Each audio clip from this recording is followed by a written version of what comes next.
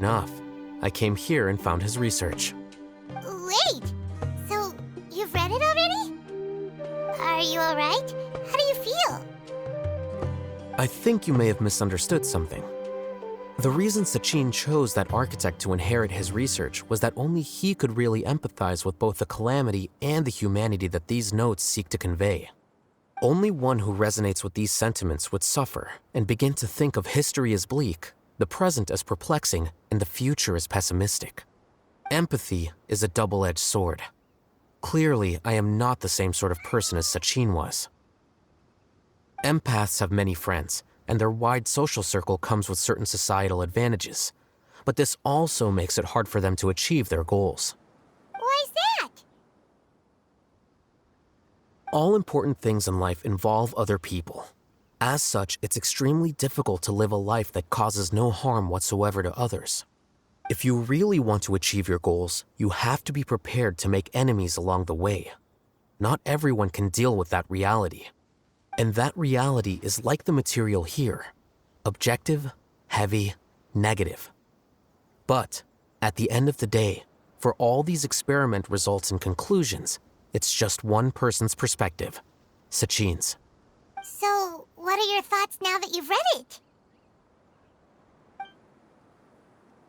As a scholar, Sachin was without a doubt a genius. He laid the blame for the darkness in the world squarely on humanity, experimented extensively with reliable results, and drew logical conclusions. In that sense, one might say his views were correct. So, people are bad? And things can only ever get worse? All of that's true? That is not a question for me to answer. Someone else will arrive shortly. You can ask them instead. All I will say is that the world is not built on correctness alone. Sometimes, being correct means nothing at all.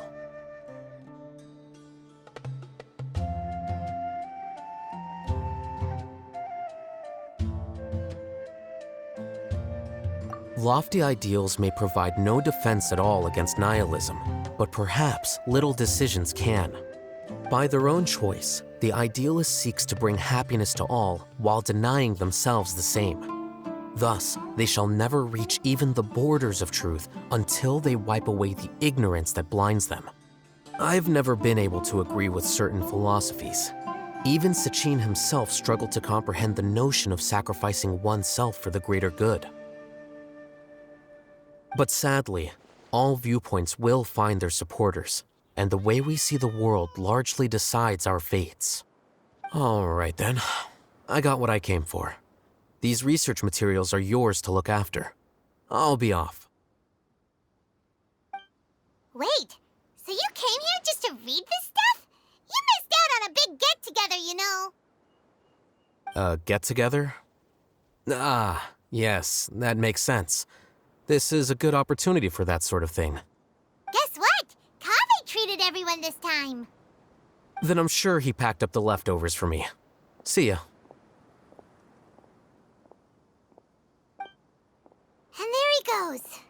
Well, it seems like he really wasn't affected by this research. He said that someone else would answer our questions. Who do you think that'll be?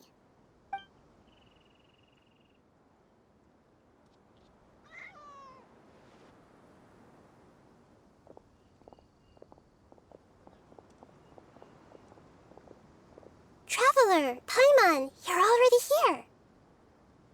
Nahida! Oh, and that guy. Wait, so you asked him to take part in the championship? Yes, it was me. Are you surprised?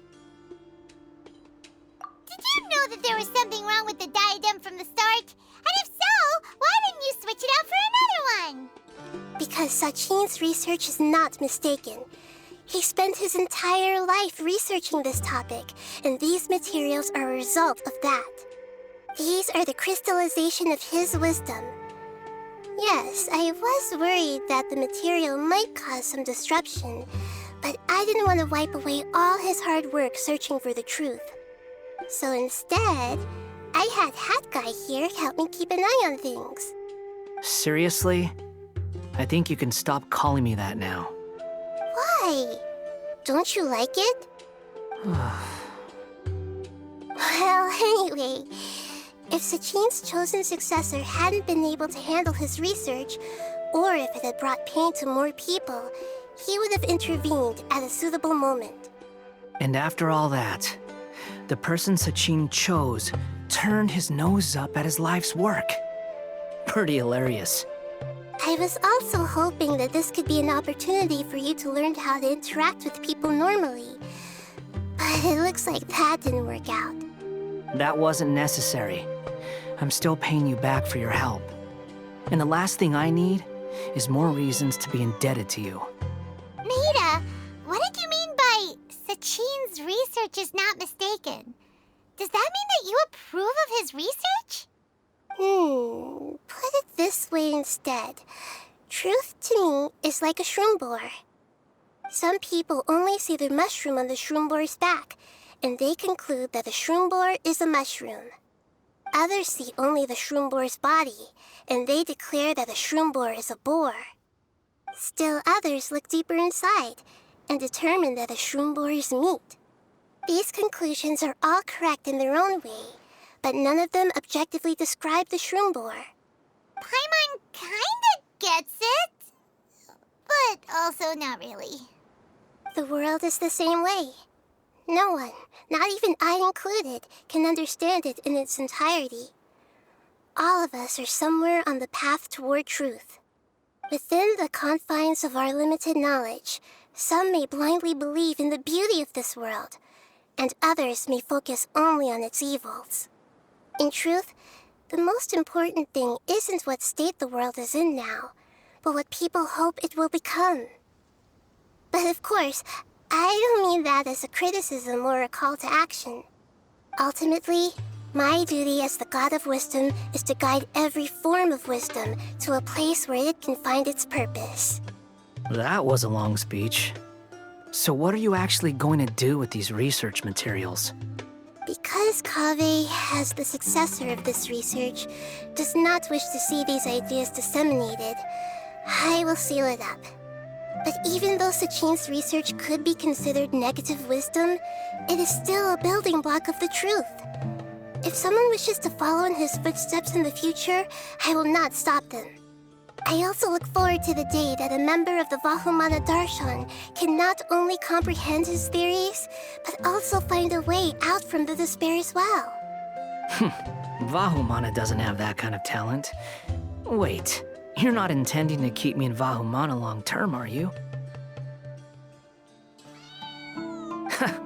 I don't remember signing up to become a scholar. Don't you think I'm useful enough to you as a prisoner? Oh boy, here we go again. You think so? Well, to that, I would say that in Sumeru, even prisoners have a right to an education. I hope that your studies in Vahumana will help you deal with your own fate, and learn how best to settle old debts from your past. I will review your final thesis myself. I'm expecting great things from you, Mr. Hat Guy.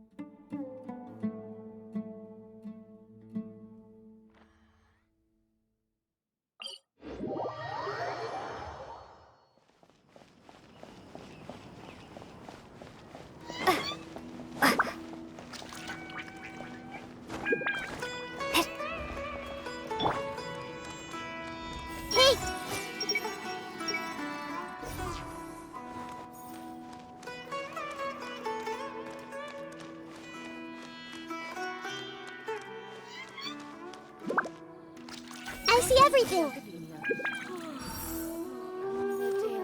Yeah.